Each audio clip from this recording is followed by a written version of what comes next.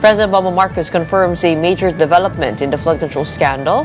The government has officially canceled Zaldico's passport, tightening efforts to track down the embattled former lawmaker, now tagged as a fugitive. Here is the report. Ang passport po ni Zaldico ay kanselado na. President Bongbong Marcos has confirmed that the passport of former Ako Bicol Party List Representative Zaldico has been officially canceled. In his public report, the President announced that the Department of Foreign Affairs and the Philippine National Police have been directed to coordinate with foreign embassies to help locate the fugitive lawmaker. Para tiyakin na hindi maaring magtago itong ating hinahabol na magtago doon sa kanilang bansa at kung sakali man ay siya'y pupunta ron ay i-report sa atin para naman ay maibalik natin siya dito sa Pilipinas. Co's lawyer, Attorney Rui Rondain, however, says he only received a copy of the Ombudsman's motion to cancel the passport. He doubts that the Sandigan's 5th Division already acted on it, noting they'd still have 5 days to file an opposition.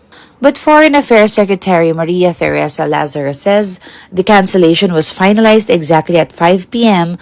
in accordance with the Sandigan Bayan Resolution and the order of the President. Alinsunod sa resolusyon na ibinaba ng Sandigan Bayan at sa kautusan ni Pangulong Ferdinand Marcos Jr., kinansela na ang pasaporte ng dating Ako Bicol Party List Representative Elizalde Salcedo Co.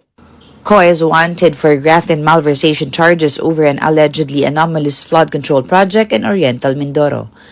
In a video earlier released by Co, he claimed he left the Philippines in July for a medical checkup.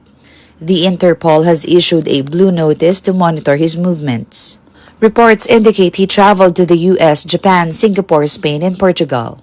Interior Secretary John Vic Remulla earlier said Co may be hiding in Portugal and the Philippines could seek assistance from the Portuguese government, especially with the reports that Co may also hold a Portuguese passport. The Ombudsman previously assured that Co would be given protection should he return to the Philippines. But Co's camp insists he remain afraid to go home, citing threats to his life and heightened public anger.